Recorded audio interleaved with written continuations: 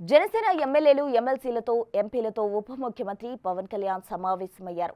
మంగళగిరిలోని జనసేన కార్యాలయంలో ఈ భేటీ జరిగింది. ముందుగా ఎమ్మెల్యేలందరితో సమావేశమైన పవన్ ఆ తర్వాత నియోజకవర్గాల వారీగా ఎమ్మెల్యేలు ఎంపీలతో విడివిడిగా మాట్లాడారు.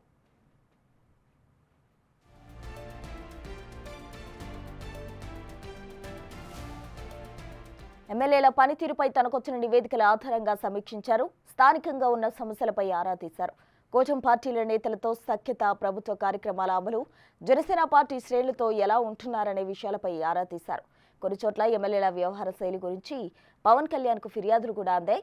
కార్యకర్తలకు సరిగా అందుబాటులో ఉండడం లేదన్న సమాచారం రావడంతో పార్టీ కోసం పనిచేసే వారికి ఏ ఇబ్బంది వచ్చినా అండగా నిలవాలని స్పష్టం చేశారు.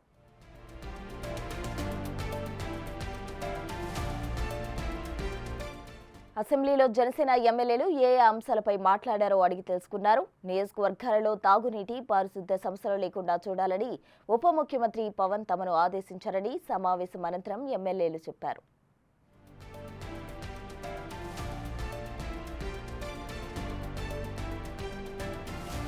నియోజకవర్గాల్లో తాగునీరు, డ్రైనేజ్, రోడ్డు వంటి వాటి మీద దృష్టి పెట్టాలని పవన్ కళ్యాణ్ సూచించినట్టు నర్సాపురం ఎమ్మెల్సీ బొప్పిడి నాయకర్ తెలిపారు. యువతకు ఉపాధి కల్పన, మహిళలకు భద్రతే తమ లక్ష్యమంటున్న ఎమ్మెల్యే నాయకర్తో మా ప్రతినిధి రాజేష్ ఫేస్ టు ఫేస్.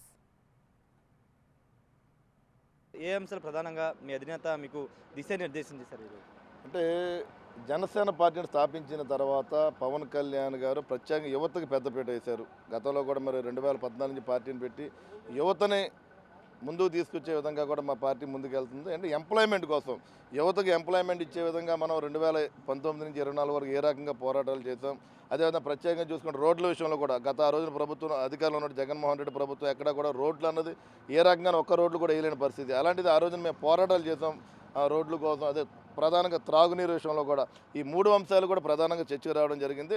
మనం అధికారంలోకి వచ్చిన తర్వాత ఏ కాన్స్టిట్యున్సీలు ఉన్న 21 కాన్స్టిట్యున్సీలు మనం ఏ రకంగా రోడ్లు వేయగలిగాం, మరి రాబోయే రోజుల్లో మనం ఏ రకంగా రోడ్లు వేయవలసిన ఆలోచన మీద, అదే త్రాగునీరు విషయంలో కూడా మనం అందరికీ అండగా ఉండాలని చెప్పి ప్రత్యేకంగా యువత కోసం కూడా మరి వాళ్ళకి ఉద్యోగాలు కల్పించే విధంగా, ఉపాధి కల్పించే విధంగా కూడా మనం ముందుకెళ్ళాలని చెప్పి ఆలోచనతోటి ఇవాళ ఈ కార్యక్రమం జరిగింది. అదేవిధంగా ఏదైతే జిఎస్టీయో కేంద్ర ప్రభుత్వం తీసుకున్న నిర్ణయమో జిఎస్టీ ద్వారా, ఎందుకంటే మనం గతం నుంచి చూస్తున్నాం ఇప్పుడు రేట్లు పెరిగే తప్ప కానీ మరి ఈ రోజున మొదటిసారి భారతదేశంలో మొట్టమొదటిసారి మరి ఈ కూటమి ప్రభుత్వం ద్వారా కూడా జిఎస్టీ తగ్గించి పేద ప్రజలకి, మధ్యతరగతి ప్రజలందరికీ కూడా అందుబాటులో ఉండే విధంగా నిత్యావసర వస్తువులు అవ్వచ్చు, లేకపోతే ఏదైనా ఏ ఐటమ్ అయినా ఎలక్ట్రానిక్స్ కానీ, లేకపోతే కార్లు కానీ, వివిధ మోటార్ సైకిల్స్ కానీ, అంటే వివిధ రకాలన్నీ కూడా తగ్గడం కూడా ఇది దేశంలో మొదటిసారి. ఇది ప్రతి ఒక్కరికి కూడా పేద ప్రజలకి అందరికీ ఉపయోగపడే విధంగానే ఈ పాలసీ ఉంది. దీన్ని కూడా మాకు మరి ఈ రోజున మీటింగ్లో కూడా మరి కేంద్ర ప్రభుత్వానికి కూడా మేము ఒక తీర్మానం చేసే విధంగా కూడా మీ కార్యక్రమం జరిగింది. ఎమ్మెల్యేల పనితీరు పైన కొంత అసంతృప్తి వ్యక్తం చేశారు కొంతమంది పైన అనేది.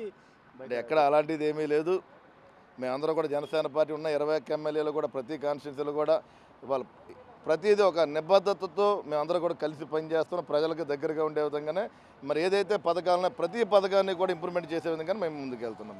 అంటే ఇంకా పార్టీకి సంబంధించినటువంటి ఏమన్నా క్లారిటీ ఇవ్వడం జరిగింది? దసరా తర్వాత పార్టీని యాక్టివ్ చేస్తాను, ప్రజల్లోకి వస్తానని గతంలో పవన్ కళ్యాణ్ చెప్పారు. ఇప్పుడు పార్టీ అన్నది, జనసేన పార్టీ అన్నది పవన్ కళ్యాణ్ గారు పిలిపిస్తే పార్టీ చాలా బలంగా ఉన్నది.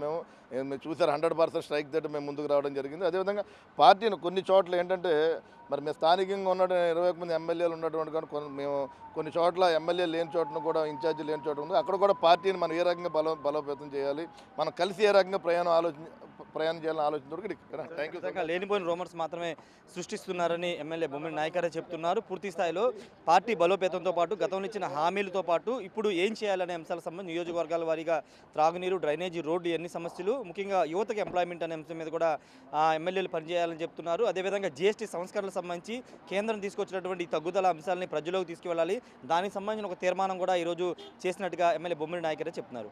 కెమెరా పర్సన్ సాయితో రాజేష్, బిగ్ టీవీ, అమరావతి నుండి.